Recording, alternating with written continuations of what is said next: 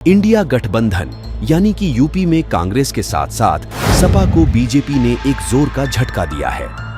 पूर्व में कानपुर नगर की गोविंद नगर विधानसभा से कांग्रेस के सिंबल पर 3 बार विधायक रहे अजय कपूर अब की बार लोकसभा के इंडिया गठबंधन के संभावित प्रत्याशी थे, जिन्होंने कांग्रेस का दामन छोड़ भाजपा का हाथ पकड़ लिया है।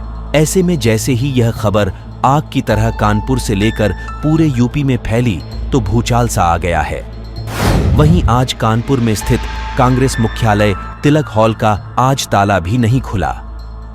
उससे पहले ही कांग्रेसियों को निराशाजनक खबर का सामना करना पड़ा, जिस कारण कांग्रेसी आज कांग्रेस मुख्यालय आए थे पर सभी वापस चले गए।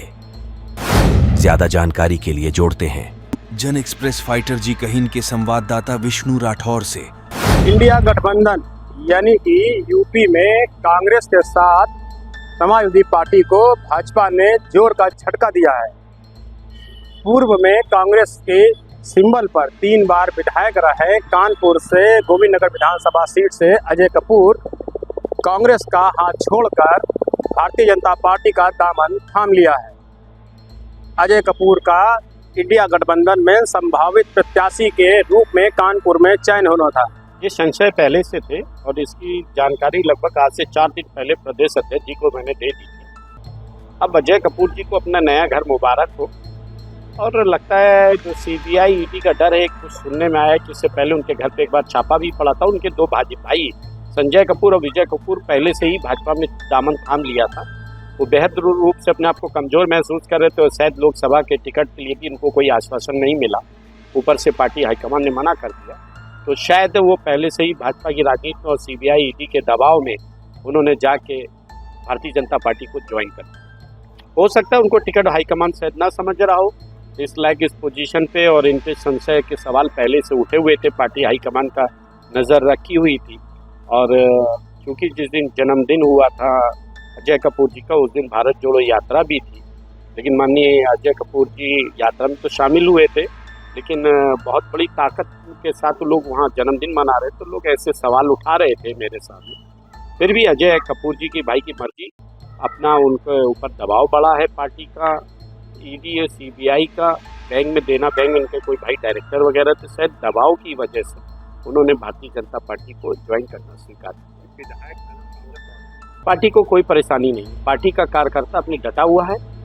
चाहे कितने लोग आए और कितने लोग चले गए पार्टी से, लेकिन पार्टी आज भी वो पार्टी उनसे पार्टी नहीं है, कार्यकर्ताओं से पार्टी है। और पार्टी का कार्यकर्ता खुश है, कह रहा ठीक है, जिनको जाना था चले गए, अच्छा हुआ। दक्षिण के कांग्रेसियों में एक जोश है, वो कह रहे हैं हम किसी एक व्यक्ति के गुलाम नहीं, हम कांग्रेस पार्टी की विचारधारा के व्यक्तित्व थे, और कांग्रेस पार्टी का एक कार्यकर्ता लोकसभा चुनाव जिता के दिखाएंगे, गठबंधन की सीट ये जीतेगी। उनके जाने से क्या टिकट पर कुछ संभावना पिक्चर क्लियर हुई है कि और कुछ कहा सकते हैं? नहीं, संभावना नहीं, पार्टी हाईकमान स्क्रीनिंग पोजीशन में है, नाम वहाँ जा चुके हैं। 2-4 दिन में उसके टिकटों की घोषणा हो जाएगी, और उनके आने और जाने से कोई पार्टी को फर्क नहीं पड़ेगा। देखिए, कांग्रेस के पास वैसे भी अब कुछ रहा नहीं, और राहुल गांधी जी का नेतृत्व पूरे देश ने नकार दिया। गांधी परिवार ही केवल कांग्रेस में एक माना जाता है।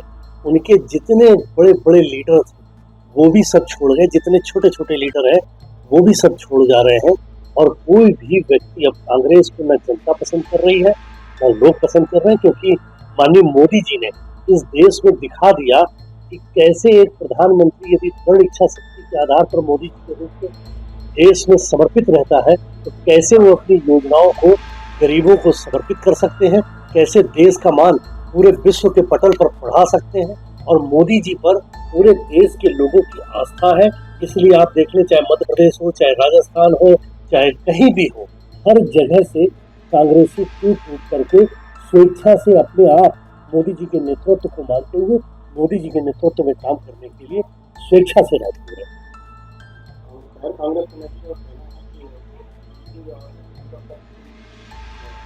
देखिए, कांग्रेस का मुझे लगता है कि कांग्रेस अगर अपने बयानों पर किस प्रकार शब्दों का प्रयोग करना चाहिए, अगर इसका ध्यान देती, तो आज कांग्रेस की ये दुर्दशा नहीं होती, आज राहुल गांधी जी की दुर्दशा नहीं होती। आज जिस प्रकार से कांग्रेस को लोग नकार रहे हैं, ऐसी स्थिति कांग्रेस के सामने नहीं होती, जिसने 70-75 साल 65 से 70 साल तक लोगों को, देश की जनता को बेवकूफ बनाने का काम किया।